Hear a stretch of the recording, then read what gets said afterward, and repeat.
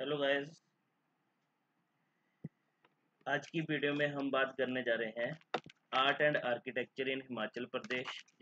जैसे कि आपको फोटो से पता लग रहा होगा कि आज का जो टॉपिक हमारा रहेगा वो आर्ट एंड आर्किटेक्चर जो है हिमाचल प्रदेश में। और ये टॉपिक जो है बहुत ही इम्पोर्टेंट है फॉर एचपीएस के लिए, अलाइड के लिए, नायब तहसीलदार, HP police and HP state exams. But ये जो मोस्ट प्रोबेबली इम्पोर्टेंट है इन तीन एग्जाम्स के। क्यों? क्योंकि ये मैं pre plus mains point of view से बोल रहा हूँ कि ये टॉपिक बहुत ही इम्पोर्टेंट रहता है। तो इसको हम डिटेल में करेंगे, अच्छे से करेंगे, pre plus mains point of view से, राइट। अगर आप पहली बार मेरी वीडियो देख रहे हैं तो प्लीज़ मेरी वीडियो को लाइक कीजिएगा, शेयर कीजिएगा एंड सब्सक्राइब कीजिएगा मेरे यूट्यूब चैनल को, राइट। चलो, तो अब हम स्टार्ट करते हैं आर्ट। आज का टॉपिक जो है art and architecture in Himachal Pradesh. तो उसकी बात करते हैं। तो देखो, जो हिमाचल प्रदेश का जो आर्ट एंड आर्किटेक्चर है उसको मेनली कैटेगराइज करते हैं हम तीन ग्रुप्स में। जो हमारे पास फर्स्ट ग्रुप रहेगा वो रहेगा द इंडिजीनियस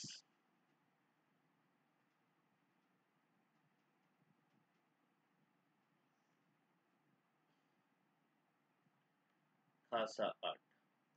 और जो सेकंड हमारे पास रहेगा the Indo Aryan art. And third one is the Indo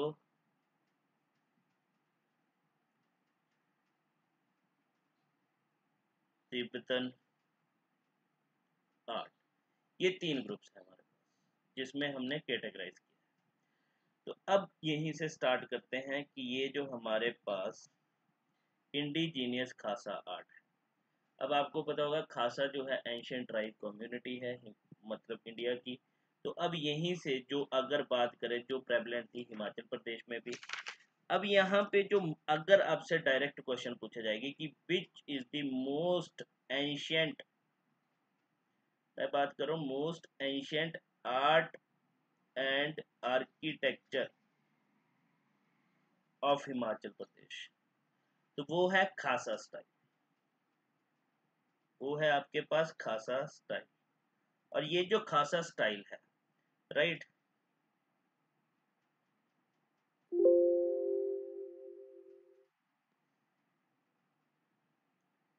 right. तो ये जो आपके पास खासा स्टाइल रहेगा, ये खासा स्टाइल जो है, अब यहाँ पे पूछा जाएगा नेक्स्ट कि यहाँ पे कौन सा मटेरियल जो है वो यूज किया गया है।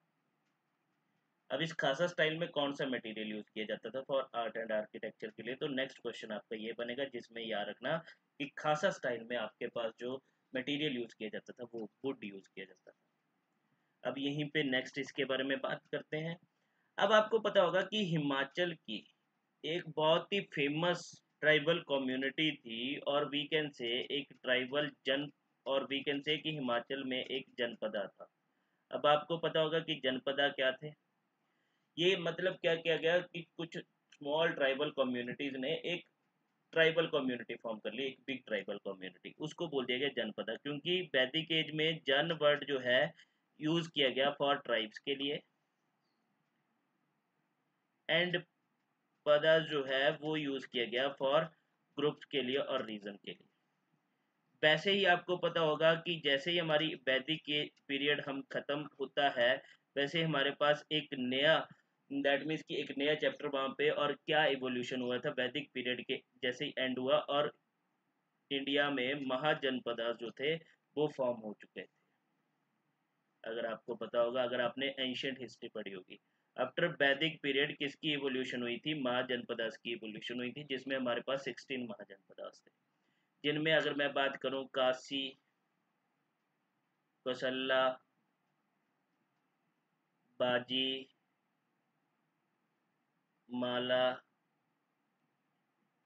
छेड़ी, अंग, मगध, वत्स, मत्स्य, गुरु, पंचाल, गंधारा, कंबोज, अवंती, अस्माका, सूरसेन।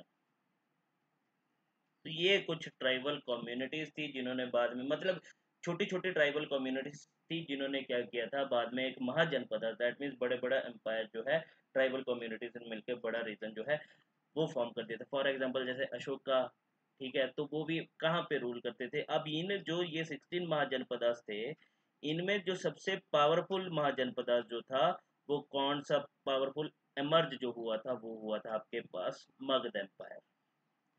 अगर आपने एंशियंट हिस्ट्री पढ़ी हो तो उसमें आपने इसके बारे में पढ़ा होगा, मगधा सबसे पावरफुल था, राइट। तो यहाँ पे बात करते हैं, अब देखो वैसे ही हिमाचल में कुछ जनपदास थे, जिनमें से एक क्या था आपके पास जनपदा का नाम, उसका नाम था उदम्बरस, राइट। उदम्बरस, अब उदम्बरस क्या था आपके पास, एक जनपदा था जो हिमाचल में प्रेवलेंट था। अब हमें क्या मिला है, ट्राइबल कम्युनिटी थी, तो अब हमें इनके क्या मिले हैं, क्वाइंस फाउंड हुए हैं। अब जो ये क्वाइन जो थे वो कौन से कॉपर एंड सिल्वर में इन्होंने इशूड किए थे, copper and silver metal use की गई थी। अब ये जो क्वाइंस है, अब क्या होता था, इन क्वाइंस में कुछ ना कुछ इन्होंने डिपिक्ट किया होता था, ठीक है। अब जो अदमरस के क्वाइंस में, ठीक है, अब अदमरस के क्वाइंस में जो हमें किसके एविडेंस, दैट में जो इन्होंने डिपिक्ट किया, इन्होंने अब जो डिपिक्ट किया वो किया इन्होंने यहाँ पे आपके पास ध्वजा, दैट मीन्स कि जो ये जनपदा था उदम्बरस, उन्हों का जो रॉयल फ्लैग था, एक तो उसको डिपिक्ट करते थे कॉमनली, सेकंड ये डिपिक्ट करते थे ट्राइडेंट, ट्राइडेंट मीन्स त्रिशूल, जिससे जिसे ये किसको डेडिकेट करते थे, शिवा को, लॉर्ड शिवा को। तो अगर आपको एंशियंट टाइम का, अब मोस्ट एंशियंट जो शिवा टेम्पल्स हैं, वो कौन सी फॉर्म में, मतलब कौन सा आर्ट एंड आर्किटेक्चर है वो, तो वो है आपके पास खासा स्टाइल। जहाँ पे आपको कोई भी, वहां पे अगर वुड स्टाइल में कोई भी टेम्पल मिलता है वो शिवा का, तो वो मोस्टली खासा स्टाइल में है। तो ट्राइडेंट से ये किसको, त्रिशूल से किसको डिपिक्ट करते थे, दैट मीन्स किसको रेफर करते थे, लॉर्ड शिवा को रेफर किया जाता था। एंड थर्ड जो ये अपने आप को क्या बोलते थे कि हम जनपदाज है, हम क्या है, एक वॉरियर है।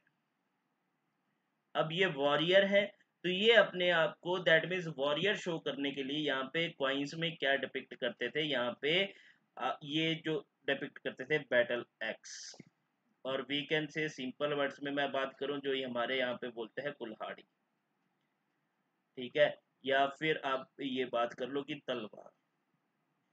तो ये डिपिक्ट करते थे, जिससे ये अपने आप को वॉरियर शो करते थे, ठीक है। तो ये था कुछ आपके पास इंडिजिनियस खासा आर्ट के बारे में, ये इंपॉर्टेंट हो जाता है, इनसे ही क्वेश्चन पूछेगा, इससे बाहर कुछ नहीं पूछेगा, राइट। इसके बाद नेक्स्ट जो ग्रुप आएगा, दैट मीन्स जो आर्ट एंड आर्किटेक्चर की जो क्लासिफिकेशन है, ठीक है, कैटेगराइजेशन है, वो है आपके पास द इंडो आर्यन आर्ट। अब देखो ये जो आपके पास जो वैदिक पीरियड है और वैदिक एज जो है, हम वैदिक पीरियड को दो एजेस में कन्वर्ट, मतलब दो एजेस में डिवाइड करते हैं। एक तो आता है अर्ली वैदिक पीरियड, एक आता है लेटर वैदिक पीरियड। अब अर्ली वैदिक पीरियड में क्या हुआ था, एडवेंट ऑफ आर्यंस हुआ था, और यही एडवेंट ऑफ आर्यन जो है ये चलता है अराउंड, इसके टाइम की बात करूं तो 1500 बीसी के अराउंड। और इसी टाइम पे आपको पता होगा, यही टाइम था क्या, डिक्लाइनिंग ऑफ, इसी टाइम पे क्या हुआ था, डिक्लाइनिंग हुई थी किसकी, ऑफ हड़प्पन सिविलाइजेशन की और ब्रॉन्ज एज सिविलाइजेशन की, राइट, इसी में हुई थी डिक्लाइनिंग।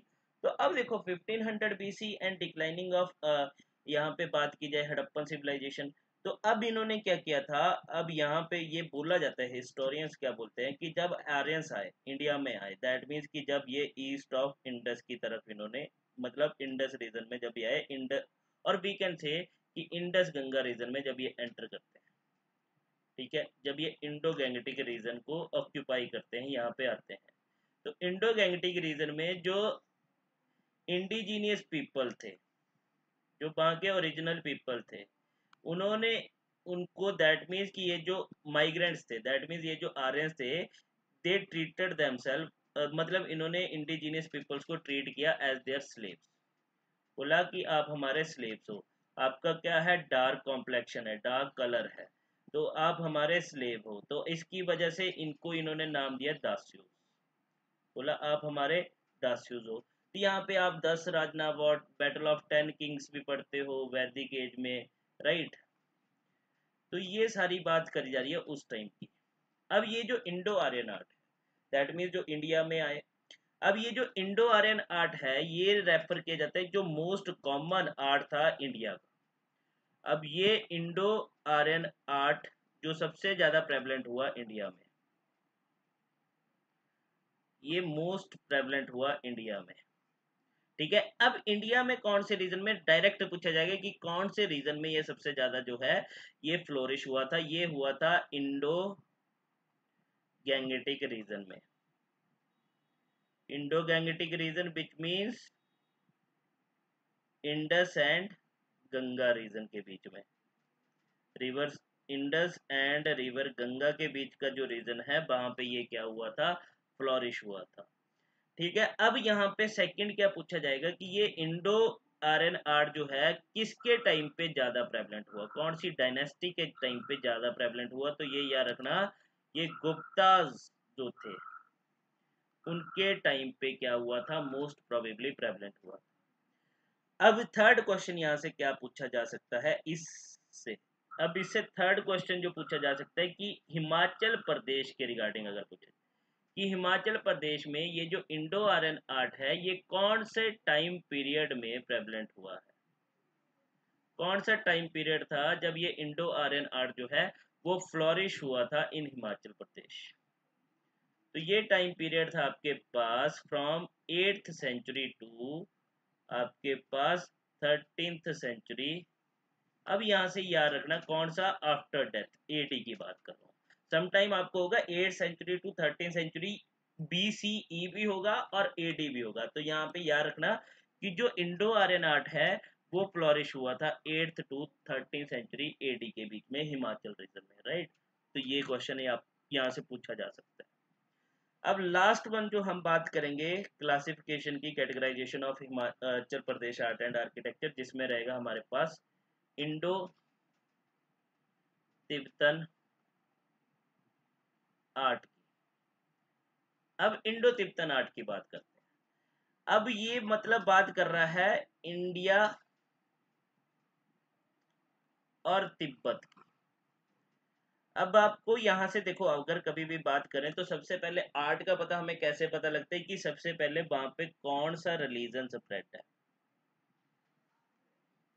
अब जैसा रिलीजन होगा वैसा ही वहां पे क्या होगा, कल्चर होगा, तो उसी का आर्ट एंड कल्चर जो है वो फॉलो किया जाएगा। अब आपको पता है कि तिब्बत में मोस्ट प्रोबेबली कौन सा अगर आपको रिलीजन मिलेगा, वो आपको मिलेगा वहां पे बुद्धिज्म। तिब्बत में आपको मिलता है बुद्धिज्म,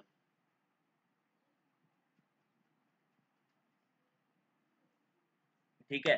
अब यहाँ पे मैं बात करूं तो मेनली अब आपको बुद्धिज्म का कौन सा सेक्ट मिलेगा, ठीक है। अब यहाँ पे मैं बात करता हूँ कि मेनली हमारे पास कितने सेक्ट है बुद्धिज्म के। हमारे पास जो है जनरली अगर आपने पढ़ा होगा तो 3 सेक्ट होते हैं, हीनायान, महायान। मेनली जो थे हमारे पास 2 सेक्ट थे। इसके बाद जो लास्ट सेक्ट जो यहाँ पे जिसकी इवोल्यूशन होती है वो होती है वज्रयान, विच मीन्स जिसको और किस नाम से जाना जाता है, बुद्धिस्ट तंत्र, ठीक है, बुद्धिस्ट तंत्र। मोस्ट प्रोबेबली अगर एशिया में आपको कौन सा मिलेगा, अब देखो ये जो हीनायान है, महायान है, ये ओरिजिनल सेक्ट थे, यहाँ से फिर वज्रयान हुआ। अब यहाँ से आपसे पूछा जा सकता है कि तिब्बतन बुद्धिज्म जो है किसका ऑफस्प्रिंग है इन तीनों सेक्ट में से। तो तिब्बतन बुद्धिज्म जो है वो आपके पास ऑफस्प्रिंग है किसका, आपके पास महायान का। अब महायान से, बट एक्चुअल में जो तिब्बत में बुद्धिज्म का जो आर्ट एंड कल्चर प्रेवलेंट है वज्रयान। दैट मीन्स वज्रयान जहां पे बुद्धिस्ट तंत्र मंत्र किया जाता है, दैट मीन्स कि जहां पे लामा जो है एक बहुत ही इंपॉर्टेंट रोल प्ले करते हैं। वज्रयान में लामास का बहुत इंपॉर्टेंट रोल रहता है, जो वज्रयान सेक्ट है, ठीक है। तो तिब्बत में वैसे तो महायान है, बट महायान से वज्रयान यहाँ पे जो आर्ट एंड कल्चर है वो वज्रयान यहाँ पे प्रेवलेंट है।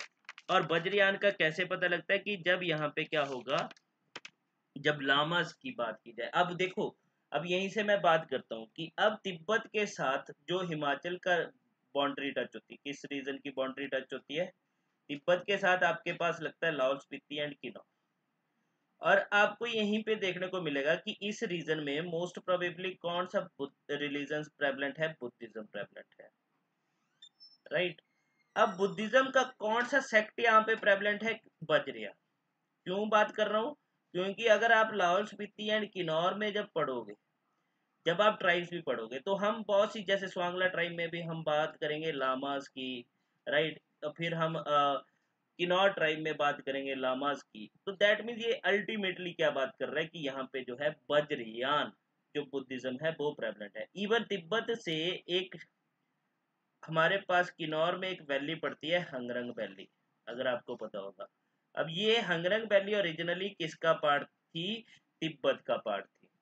अब तिब्बत के रूलर ने क्या किया था, इस हंगरंग वैली को गिफ्ट में दे दिया था, किसको, जो राजा कहरे सिंह था, कहाँ का, किन्नौर का, राजा कहरे सिंह ऑफ किन्नौर, राइट।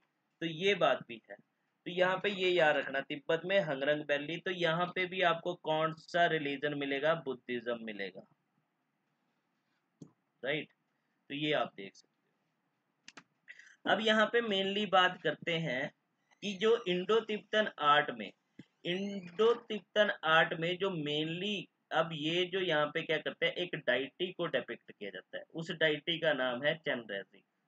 तो ये याद रखना, मोस्ट कॉमन डाइटी है जिसको डेपिक्ट किया जाता है इन बुद्धिस्ट आर्ट एंड आर्किटेक्चर में।